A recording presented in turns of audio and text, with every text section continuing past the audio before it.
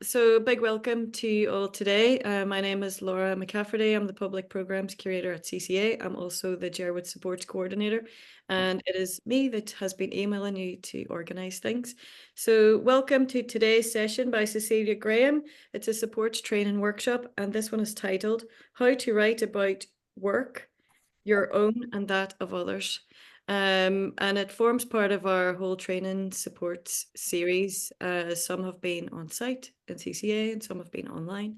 And they've come about through a survey that we did last year, in which we put the survey into Northern Ireland creative community and we asked people what they would like to do. And it came up that writing was one. Writing about your own work or the work of others came in as something that would be useful as a training workshop for artists. So before we just get started, I'm just going to welcome Cecelia. Cecelia, thank you so much for doing this. These have been very much peer-led training workshops, and a lot of the material that you're going to see is all new. It's been generated by artists, practitioners, based on their own experiences or their own training, or they're here to share what they found out and pass on those skills. So we're really grateful for that. Thank you very much. So Cecelia Graham is a practitioner based between Belfast, Derry and Mid-Ulster, working with writing, participatory events and curation within her practice. I would like to hand over to Cecelia now so we can get on with the session. Thank you very much. Yeah. Thank you so much, Laura, and hello, everyone. I'm just going to share my screen and hope that it works. I was saying to Laura earlier, I'm using the presenting notes function, so hopefully you don't get all my notes as well. I think that's all good. It's working, yeah? Yep. Yeah, amazing. So Laura has kind of done a little introduction to me, and I don't really want to necessarily do a much longer one, but I'm really excited to be here today to chat about writing, predominantly kind of like artist statements and also writing in response to other people's work. So today's session, I just wanted to split into two parts, kind of covering both topics. And that will also include some exercises that we can do kind of independently, but together on Zoom. And I'm not going to ask anyone to kind of share necessarily kind of bits of writing, for example. It's mostly just kind of thoughts that emerge from those exercises. And then at the end of this, I really hope that you can leave with like either tips or reflections that can support your approach to writing. And I'm also super happy to take any questions too. I guess just a short note on my experience with writing. I think we'll get to that maybe more towards the end of the presentation or the workshop if we have time. But my experience of writing really spans from writing or editing press releases for organizations where I've had kind of marketing positions, to supporting artists to write statements, and also more kind of creative approaches to writing about other artists' work within my independent practice. I also have what I kind of see to be quite a separate writing practice that is kind of away from my curation, that is founded on writing about possible institutional futures and my experience working with institutions too. So yeah, I thought we could actually start straight away with a little 5-minute exercise to get our brains working and just kind of looking at an example of an artist statement which is not real. So don't worry about critiquing it. And I thought really it could be kind of a nice way to open it. And if we just spent kind of like 4 minutes independently reading this statement, and kind of thinking about the following questions that we'll kind of delve into a bit more throughout this workshop. So yeah, if we read this independently and think about whether you feel this is a clear outline of someone's practice. What kind of work does this particular artist make? How do you feel about the language that is used? And how do you feel about the tone that is used? And I just want us to read this, noting any thoughts or feelings that you have on a piece of paper or whatever kind of writing tool that you have at your disposal.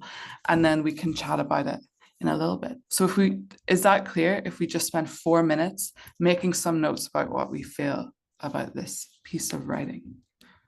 The first question is, do you feel it's a clear outline of someone's practice?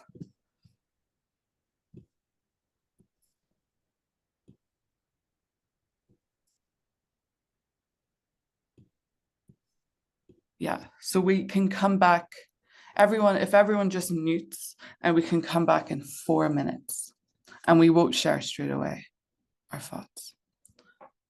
Okay, that's just a little way to get us started. But before we kind of feed back on that, I wanted to kind of think more about kind of the role of an artist statement. And it's really taking it back to like basics, which I think sometimes is super useful. So I think with artist statements, I very much kind of within my experience think about them as this kind of foundational bedrock that helps others to understand and get a feel for your work.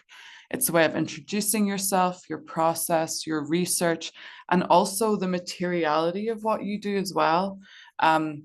Or maybe you don't have necessarily a super kind of material practice, but you can maybe explain why that would be.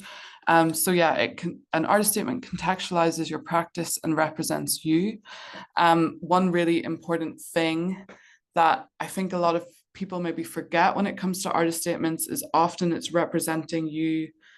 I mean, I would say 80% of the time it's representing you to somebody who you haven't met and maybe somebody who hasn't experienced your work at all. So kind of thinking about it as this kind of compass almost to orient other people. There's a brilliant essay by George Facey, who's a curator based in England, called Irritable Crocodiles and Burnt Onions. And in general, I would definitely have a look at it because it's such a great kind of rundown of artist statements and their use. He says that statements orientate, they describe work and ideas, they describe processes and passions, the what, how, why, and where of your art. And after this, I'll send Laura a little rundown of references as well, and I'll include a link to that. But I think kind of all of those statements feel really true to what an artist statement could be.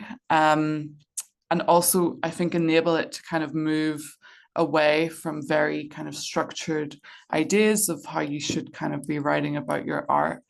And I love that idea of what does it look, feel, smell, or sound like, kind of describing it kind of what you do so evocatively, I think is really interesting. And people often kind of ask about the difference between an artist statement and a biography. And I think sometimes I've kind of heard people say, well, a biography is written in third person and an artist statement is written in first person, but I don't think that really, I don't necessarily know if that binary is 100% true.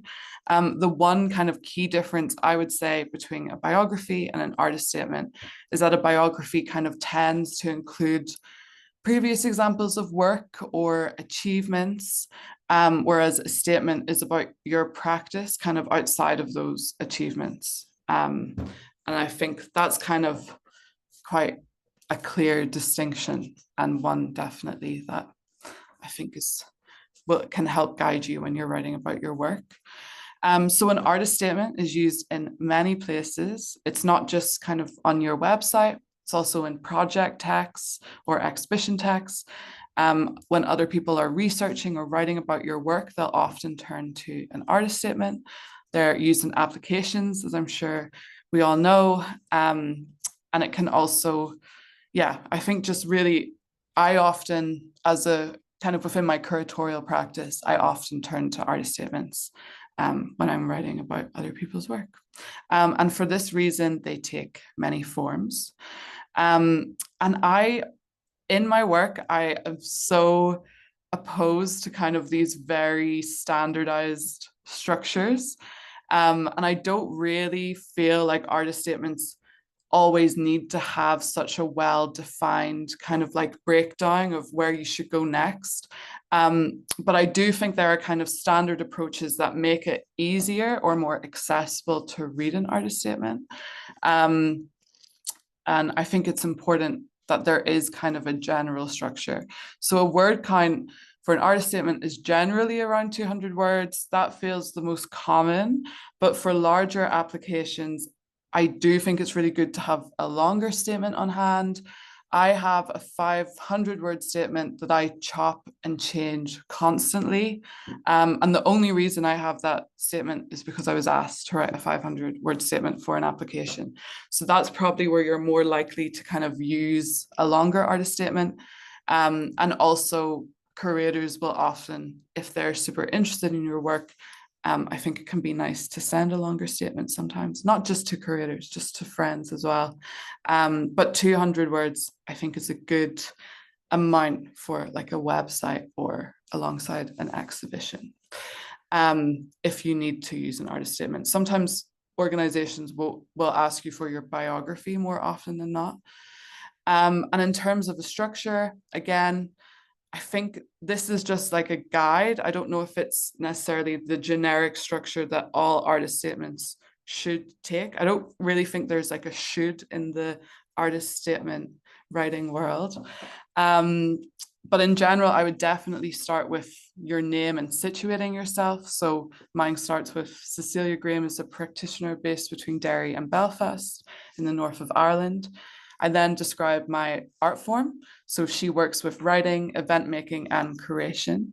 And then I move on to what my work and practice kind of largely is about. So Cecelia's practice largely takes the form of participatory events with the creation of collective and informal gathering key to her research.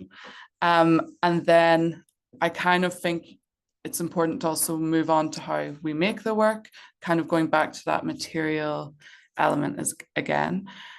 So game making and, for example, game making and communal design form the basis of Cecelia's work, acting as playful devices that unearth institutional mechanics. And also, I think that's kind of like a very general structure. And one of the main kind of pieces of advice that I always give people is to just read and get different examples of artist statements, as many as you kind of can, and make a note of how people structure them. I think this is probably the most kind of usual way of doing it. But yeah, as I say, definitely also the most accessible. And then when it comes to language, I think there's like a lot of considerations, but things to think about are how are you using language? For example, if your work is founded in ecology, you could reflect this in the language that you use. George Facey, in that article that I referenced before, gives the example of Matthew Parkin, who's an artist who works kind of outside of these strict and kind of slick structures. And he describes his work as sloppy. And I feel like he describes it as sloppy and armpit-like, which I feel like is quite a good and a very evocative example. So don't feel kind of reined in by language. Think truly about what your work reflects or what you're interested in and what your research is exploring and what language you can kind of pull from there. My work is often founded on kind of DIY or non-hierarchical approaches. So I tend to avoid phrases like "this allows me to," for example, because it feels like it instills hierarchy within text. So definitely just, I think it's a really clever way of making an artist statement feel like really different or make it stand out whilst not being inaccessible for people to read. And I also think it's important to have an objective approach to avoid hyperbole, for example. So saying, this is, I don't really know an example of this. This is the most important line of research for the world. I don't know, that's a very easy example, but or a stupid example, but it probably that's such a generalized and sweeping statement, which I think kind of having subjective kind of approaches isn't necessarily always super useful. What's the most important and interesting thing for you might be different for someone else. So I thought we could return to this exercise, and I kind of was just interested to see what people felt about this statement. Did it feel like a clear outline of someone's practice? Do you know what type of work this artist makes, for example? And how do you feel about the language that's used? Well, kind of following on from that, I thought it'd be not interesting, but good to think, and we've kind of covered some of this already in what we were just kind of saying, to think about the things that you can kind of either avoid or just really, helpful tips to know. I think it's really hard to kind of give a real rundown about exactly how you would write a statement. But there's definitely things that I kind of, from a curatorial perspective, I see happening quite a lot. And I do within my own practice as well. So the first, I think, returning to language, because that really is at the crux of what writing is. It's important to kind of think about what you're using and that kind of international art speak. I think we probably all know by now that avoiding jargon is super important, and it's really easy to fall back into it. But I would always question why we're falling into this kind of way of writing. And often what Laura was saying about not knowing kind of what that sentence meant anymore, I think sometimes jargon can be used as a bit of a fallback when we stop knowing what we're talking about, or when we feel a bit lost. I think it's really easy to kind of turn to jargon. I do it all the time. And it's only when I'm editing work that I realize that I've done it. I think also when it comes to the awareness of overuse of synonyms, for example, if you're finding yourself consistently looking for the synonym of a word, you're probably repeating. There's probably a more concise way that you can write something. It's not necessarily that you're always repeating the same idea, but I would definitely question if you're Googling a synonym over 5 times, why that is happening, really. I would also be aware of just generic statements. Like in my work, I explore. What does that mean? How are you exploring it as well? I mean, it could even be nice. I would have kind of in the past been thinking about different ways to write the word explore. And I've come up with things like meander, and which I think is still quite vague, but it's quite evocative of an approach. It's quite open. So I think you can really play with language. Don't get too kind of bogged down in the very kind of generic or comfortable ways of describing work. I still have I explore in my own artist statement, which I definitely need to change, but it can feel really hard to think about different ways of writing. It could even, I interrogate even works, as it's more almost evocative of what you're doing, or it's more action based. And be concise. That doesn't necessarily mean that there isn't room for you to really meander and expand on what you're talking about. But I think that goes back to the overuse of synonyms. Like, really think about why you might be repeating a phrase. And then when it comes to the first or third person that I was kind of saying before, when people are often saying the third person is for your bio and you write artist statements in the first person, I think it's really important that changes depending on tone. A biography is normally going to be in third person, but a statement, I think, can be in whatever person you feel most comfortable or most aligns with your practice. If, for example, your practice is super based in like friendship, for example, or collective working, the I might actually be really important there. Whereas if you want to have more of like a authoritative tone, I would use third person probably.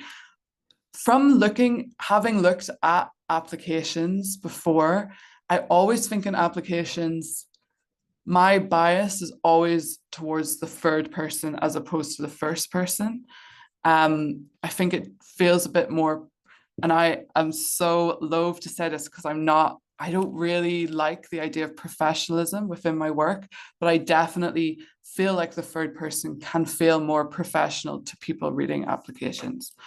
But the first person can be used, and I think it works well according to kind of your work and your approach. And I think it is almost quite nice to always use that in like a website format that is kind of not under institutional demands. It's your website, so you can use it as you want and write as you want on it.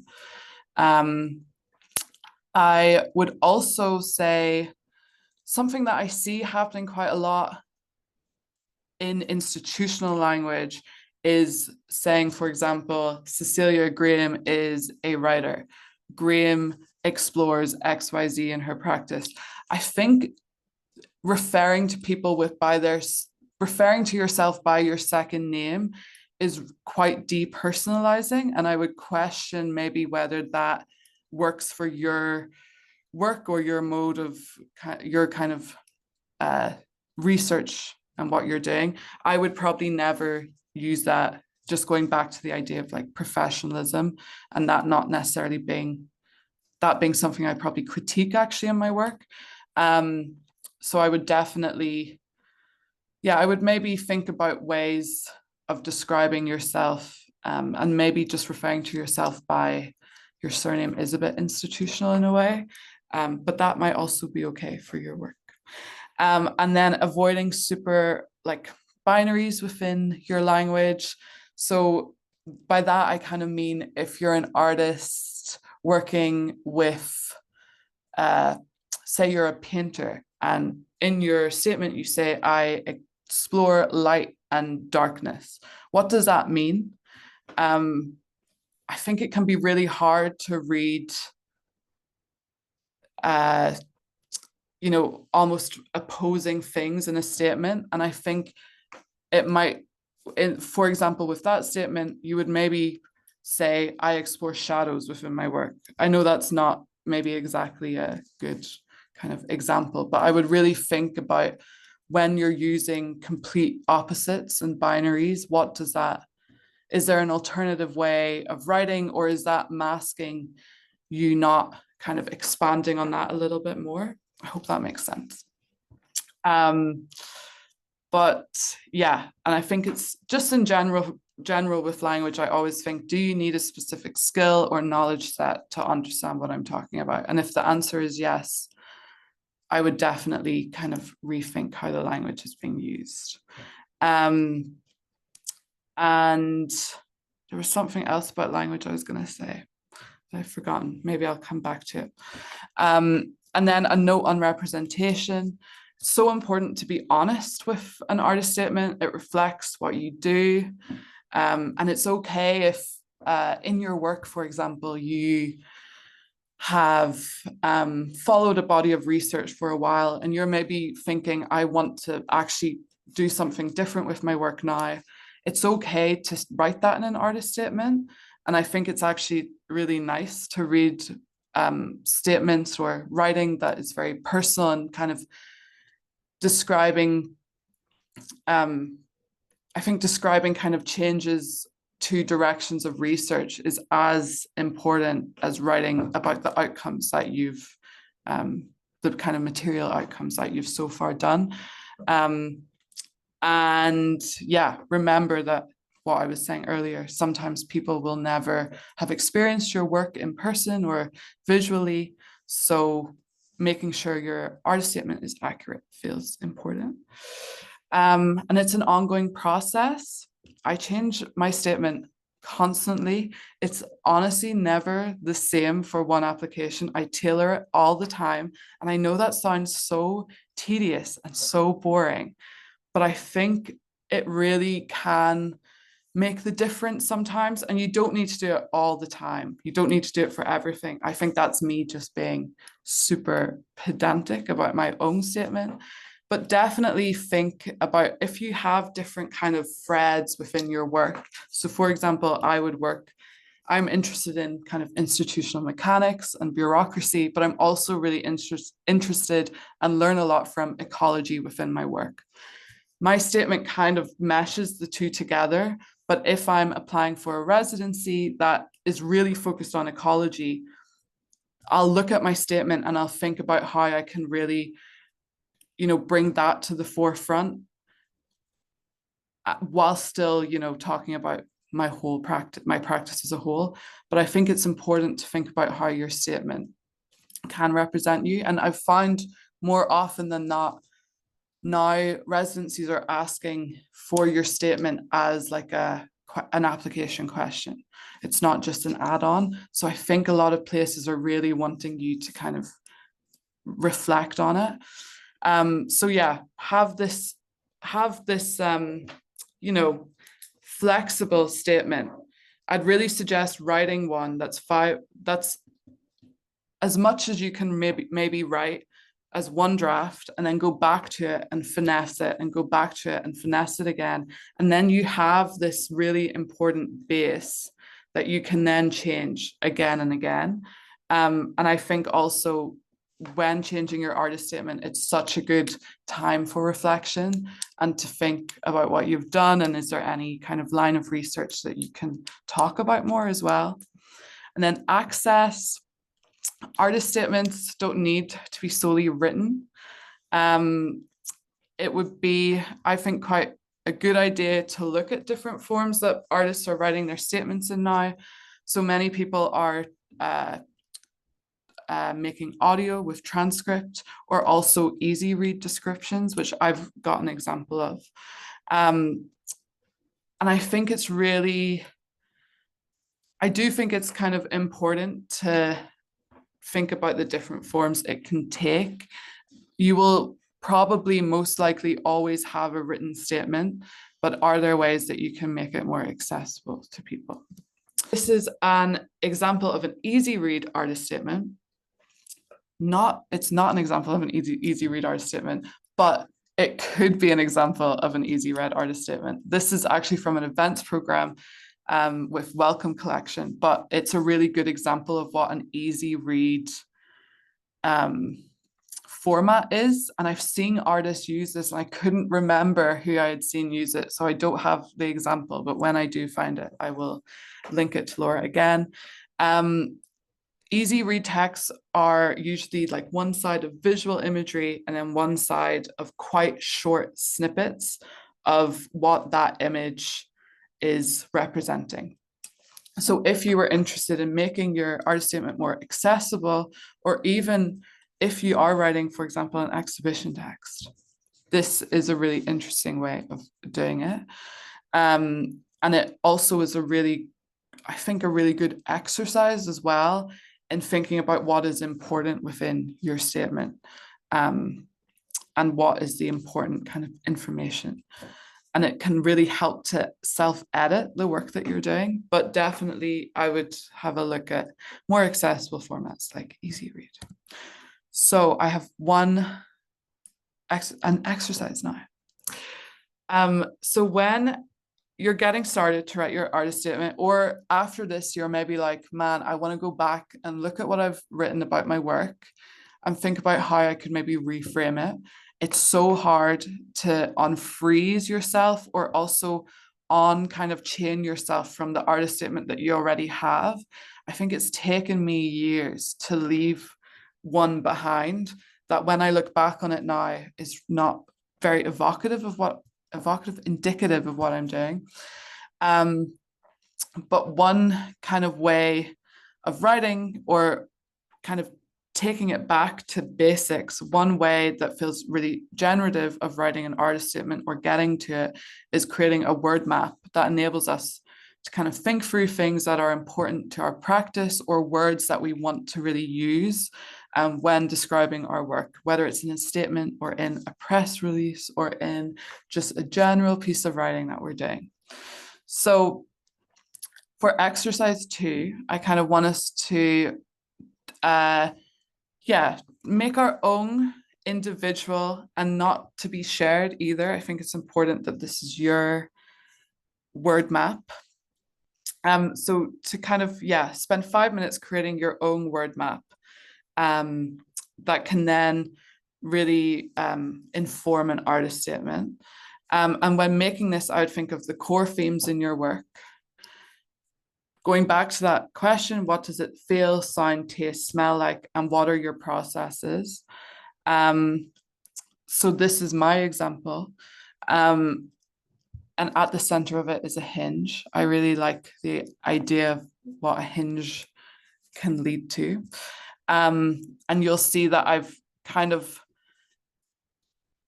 got little kind of blocks of writing. So my interest in tools, for example, has a little kind of glossary. My interest in a future in common has its own little glossary. And I think if we can spend 5 minutes just doing it now while we're all on Zoom, maybe it can create like a foundation for our future artist statements. So does that make sense? Yeah. So do you want to spend 5 minutes on making your own little word map and thinking about the language that is important to you? And then after this, we'll move on to talking about other people's. Okay. I hope that it felt like a useful exercise to think about the language that is used and maybe has opened up different kind of words or ways of writing that you can kind of be put into writing about your own work as a whole, not just an artist statement. But yeah, I think it's really kind of nice to spend time just thinking about the words that can then be, I reuse a lot of these words in all my work. And it also is kind of a good way to orient yourself and really see how are you like kind of being honest with yourself as well, and whether what is written is also transferable or a true representation of what you do. And one kind of thing I wanted to end the writing about your work with was just reading. I asked my partner, who is he used to do copywriting, what would his one advice be for writing or people who want to do more writing within their work. And he said, honestly, it's just reading. And it's not necessarily reading a novel or a book. It's more like reading words or reading article, even a news article, and just really making note of the way people are talking and speaking. And one of the ways that I kind of learn new words or position my work, and it sounds very, I don't know, I love hedge laying. I think hedge laying is really interesting. And I'm really interested specifically in informal hedges.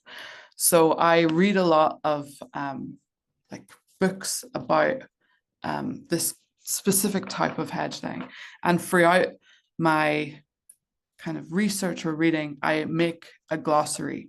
And I do this for everything, kind of all of my research interests, whether I'm reading a science fiction book or reading poetry, I have little lists of glossaries, and they've always helped me kind of throughout my work. But I wanted to read one of the glossaries that I've made that have really informed both how I work and also how I write about my work from hedge laying books.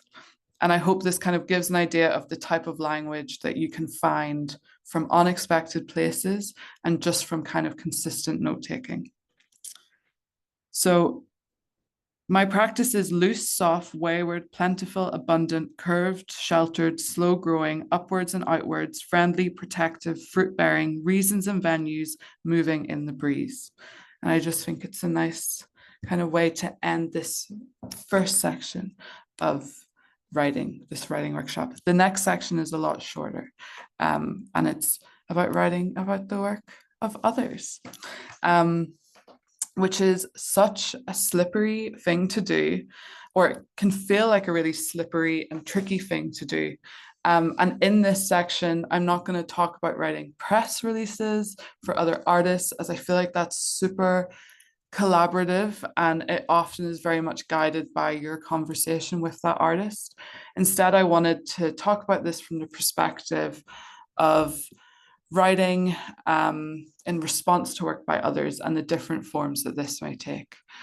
So just a little preamble, I remember when I was first commissioned to write about an artist's work outside of a typical gallery text, and I was so tentative and I had no real clue how to do it. I didn't want to put my own kind of narrative on their work.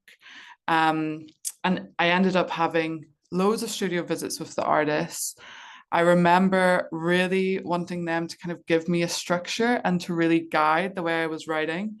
And I wanted to know everything about their work. I wanted to read what they were reading, watch what they were watching, know everything about their research. And I felt that until I knew that, I wouldn't be able to write about their work. And they said to me, it's not about, I don't want you to, create this rundown of my work. I want you to step into it and think about it and how it relates to you on an emotional and intimate and personal level. And it really stuck with me. And that's really how I always think about writing about other people's works. It's not from a place of like voraciously needing to know their CV inside and out, but instead a place of curiosity. And I think that's a really nice kind of approach or way in when you're writing about other people's work. And it's a good foundation. At least I find it's a good foundation for me. So when writing about the work of others, you could be responding to or writing a detailed description of one particular artwork. You could be responding to a general line of inquiry within someone's work. You could be placing a work within a specific context or a wider conversation. You could be using a specific technique like ekphrasis, which is a literary description of artworks, like paintings, for example, it's often used in. Oftentimes my own work, I really follow a general line of inquiry. I don't really write about specific material works. It's not necessarily a form that I find super comfortable with. I think just because of my own kind of practice. So I would much more be responding to general and like themes within people's work or approaches. And yeah, I kind of always have quite a personal response to it. So with multiple ways of writing and those kind of multiple approaches, there's a lot of forms that it can take. And it's really important to find a form that works for both you and what you're writing. So writing can take forms of like journalism. So we're talking about like, that really looks a lot like what we know probably as art critique, which you can find in places like Visual Artists News Sheet, Map magazine, which was an incredible art writing magazine based in Glasgow. It's unfortunately no longer going. And for example, maybe Bloomers magazine is another example of that. But I would say that kind of goes with a few of these. You could also write in a diary form, an academic form, nonfiction, fiction. You could be a researcher who's really interested in philosophy, for example, and creating a kind of movement or approach around somebody's work. You could just be interested in blogging.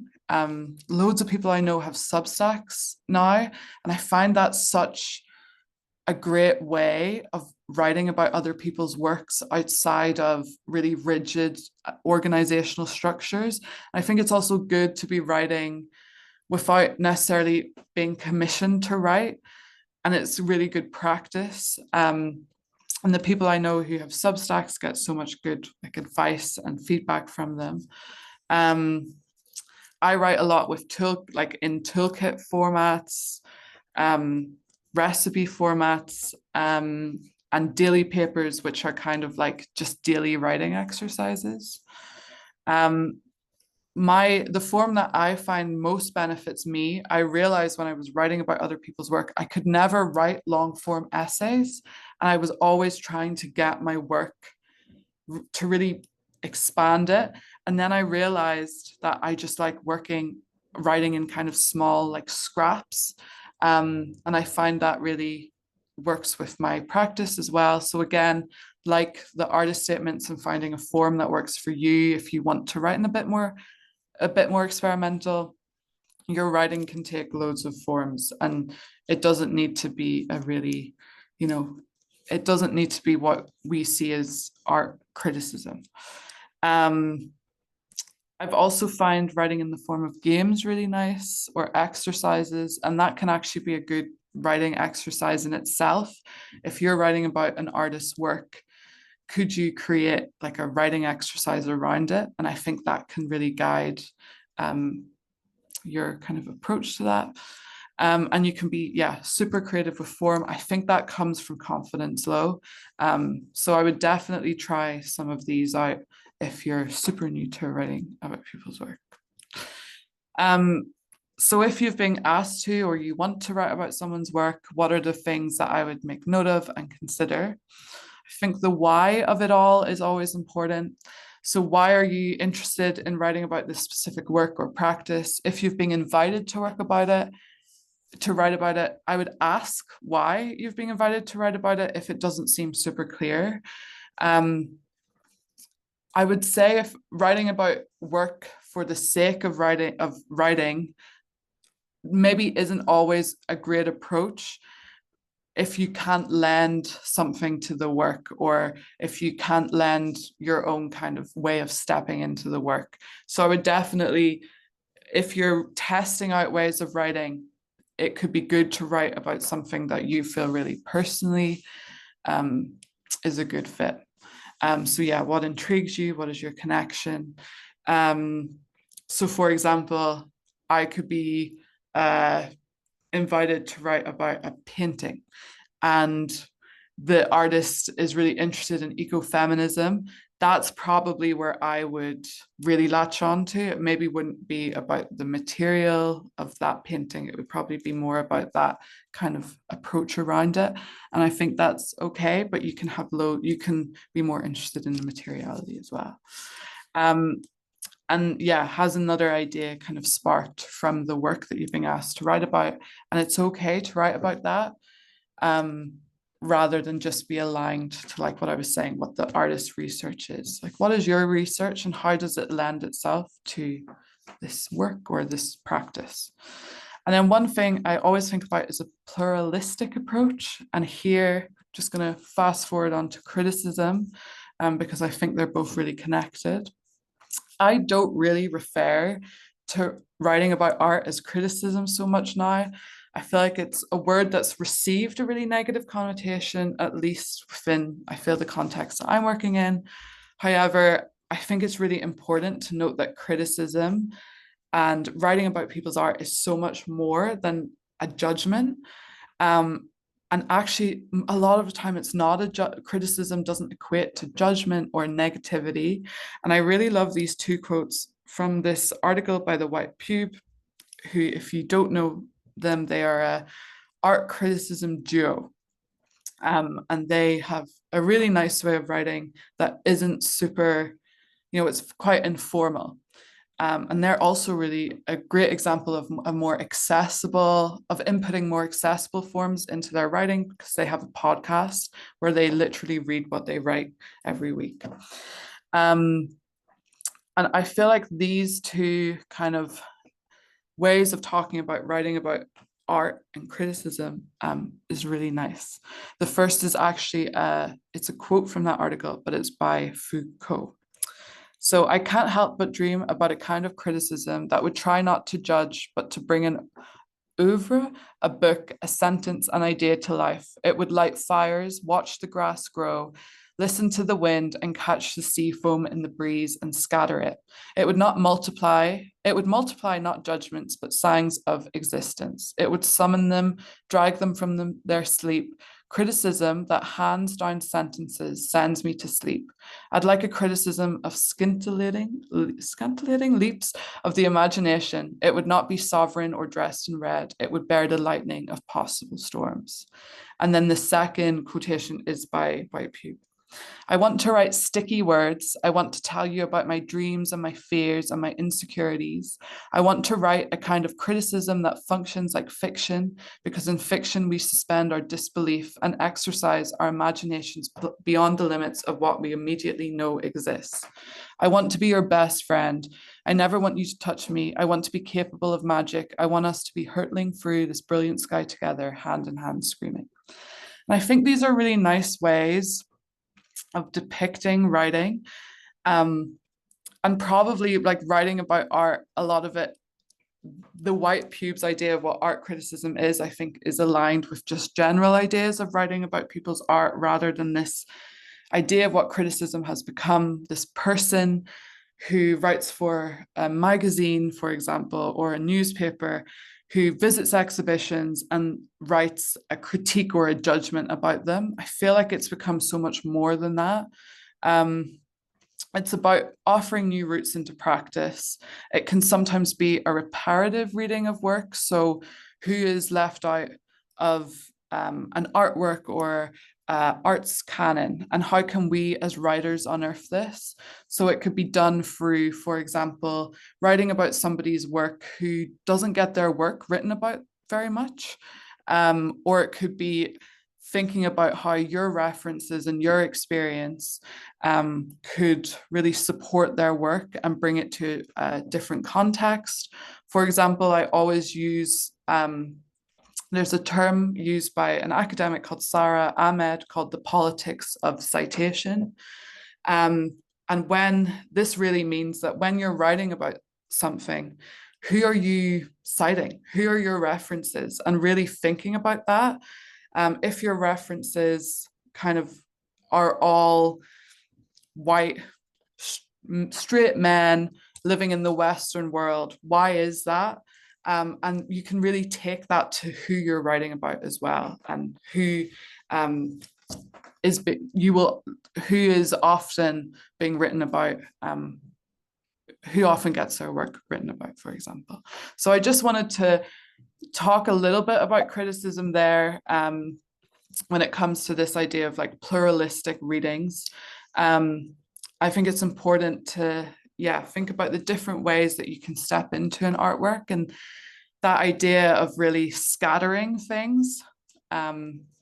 So bringing your own kind of experience and reading art and practice through intimacy, I think, is really important.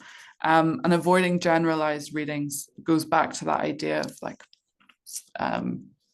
really thinking about where you can use that idea of politics of citation and who you're referencing within your work as well. Finding your voice is also important. So is there a thread that you feel could run throughout how you write about others' work? For example, I have a few research topics like hedges that I feel super capable of writing about. And if there's somebody's work who it really feels super relevant to, how could my kind of research make its way into writing about other people's work in a way that feels honest and genuine, and also generous, that it's not just inputting my own research onto other people? How can you kind of use your own research to open up another person's work or another person's practice? And finding your voice. So is there a line of inquiry in which your writing is rooted? What type of tone do you want to use? If it's somebody who really prefers, and some people do really prefer, a very academic and detached tone, and that's okay. Just make sure that your approach, that's where really the generosity comes into it. How is your approach kind of mirroring how they would want their work to be written about? Where is it rooted? A lot of my work, for example, is rooted in science fiction. So that comes into the language. Where are you getting language from? And then just some tips. It's always good to have tips. Find a process that works for you. So writing exercises, we've done 2 already. There's a final one today, but I will also send Laura more because there's so many. And I feel like when you are starting to write about someone's work, doing a writing exercise alongside that is really like that idea of word mapping your own work. If you word map someone else's work, I feel like you'll get so many surprising and really generative things from that exercise. You can do close readings. So if you are writing about a very specific artwork, can you do a close reading of that artwork? Write down exactly what you see and exactly what you feel in a really informal and unstructured way and see what kind of comes from that. Talk to the artists, make notes, and discuss general interests, which is always, I actually think if I was to give one bit of advice, it would always be that. Don't just discuss their work, like discuss what they're listening to, discuss their current TV series obsession, because you'll get so much from that. And I think it not only just creates friendship, which is really important, but I think it also really opens up kind of your approach to someone and that idea of reading through intimacy. You're reading through your conversations together. And drafts, I think I make about 4 versions of something. My first draft always looks completely different to the 4th draft. And I'll jump down to critical friend. Find a trusted friend who can help with edits. I always say if anyone wants to send me a text that they've written, I am so happy to support with edits, and that extends to this.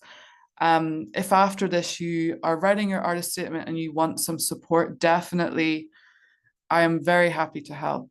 And I think it's really important to support one another with generosity when it comes to that. So yeah, I have a trusted friend, for example, who sends me her texts and I'll send her mine. And we do it via voice notes on WhatsApp. Works very well. And also look for writing circles in your area. You'll often, like in Derry, for example, there's the Queer Writers Circle. In Belfast, these are the only contacts that I can speak of, but I'm sure there are loads more. In Belfast, there's the Seamus Heaney Centre, which is always super happy. There's some kind of writers working there who are really happy to talk to artists about work. Again, I'll give Laura my email and I'm always happy to send or connect people. And then when it comes to text or inspiration, again, make a note of sentence structures you really like, learn from the world around you. For example, I'm not, people, if they want me to write about their work, I think by now they kind of know that I will critique labor and institutions. So I really learned so much from just everyday life. And for example, there's a lorry that I always see on my way to Derry that says on the back of it, complacency ruins perfection. And I've made a note of that. And I know that someday that will form a writing, whether it's about my work or someone else's work. Make a note of the little things that inspire you because they will come back around. And I know it's such like a basic piece of advice and you're all probably already doing it, but yeah, I wouldn't underestimate it. Find a guiding text that recenters you. If I'm feeling stuck with writing, I always go back to a foundational text within my practice that recenters me. And you'll know, like with artists, you will know that that's important for your own practice, your making practice, for example, but your writing practice as well.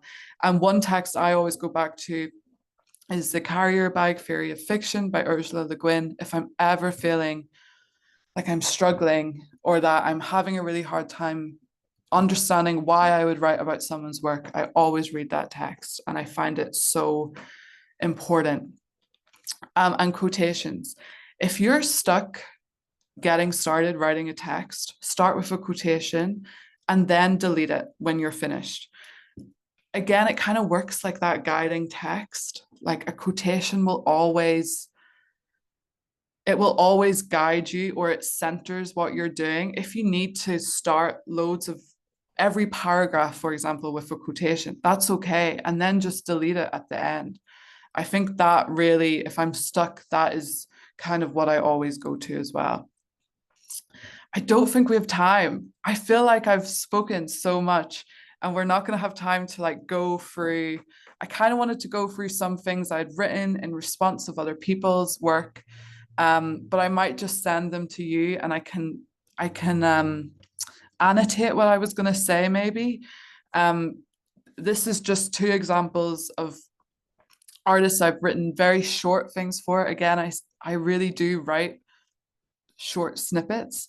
And if I'm writing a longer text, it will be a lot of short snippets. And yeah, I kind of wanted to speak through the structure of it because I feel like this is probably the clearest structure of writing. But I can send them to people with annotations because I also don't want to have you here until 1 o'clock. It's until 12:30, right, Laura? Yeah.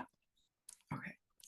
I'll send these to you anyway, but they're just good examples of structuring writing. I always start with like a personal description or almost like a recount of how we've met, of a time when I've been speaking to the artist personally, and maybe a reference that they've given me.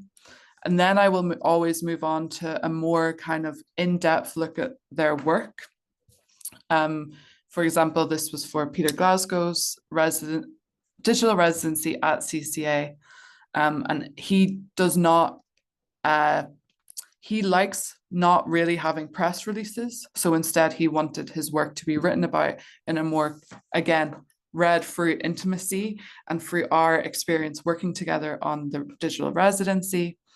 So that was kind of my response, starting with our conversations and our kind of references throughout that time, moving on to his work, and then finishing with kind of expanding on this very specific reference that he gave me. And this works the exact same. It's starting with Ella commissioned me to write a piece, small text for a video work that she had done around categorization within botanics. And I was watching, again, it's an example of just noting little everyday things that are inspiring you. I was watching a lot of TikToks about people making moss mirrors. And I thought it was so weird because moss is very important and you should never remove moss, but these people were. And when I was asked by Ella to write this text, I had that on my notes app and I was like, this is the perfect time because it relates so perfectly with what she's doing. And it related to a text that we have both spoken about together. So it starts with me talking about these videos and then goes more specifically into her work and her research, and then ends with kind of more historical reflection on what she was doing. So there's a clear structure, I think, with a lot of this writing.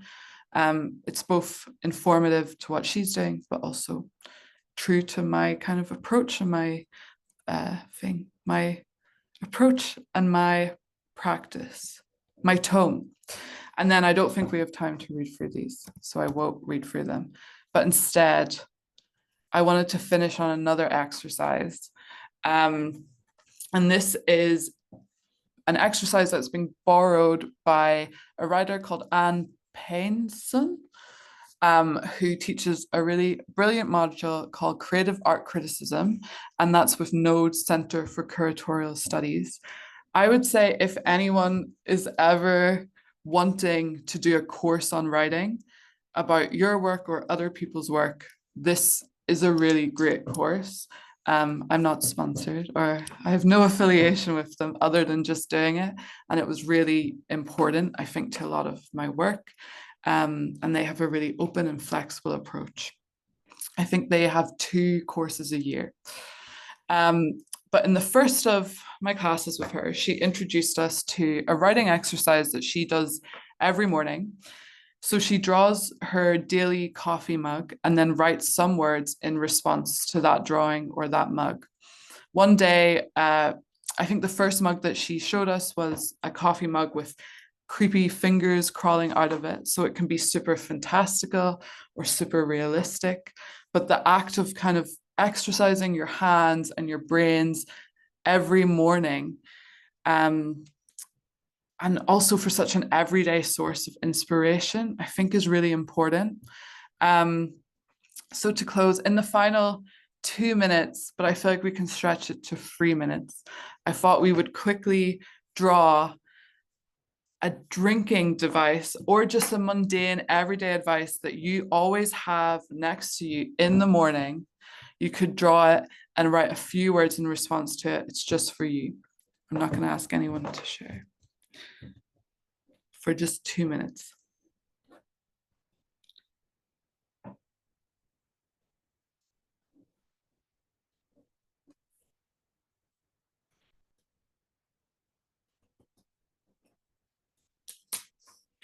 Okay, thank you so much. And yeah, I hope that exercise is something, I feel like the more you do it every morning, the more you realize the importance of it. I don't do it with necessarily a drinking thing. I do it with a bag that I carry around every day, and I always see it because it's always in the place that I work.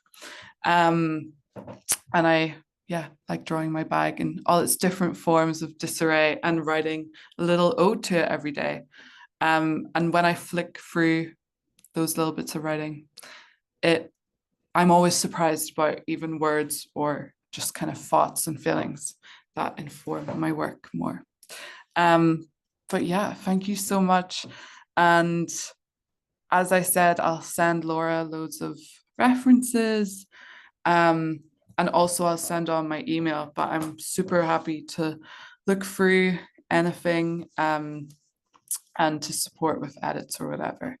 I think, yeah, it's important to help each other on this writing adventure.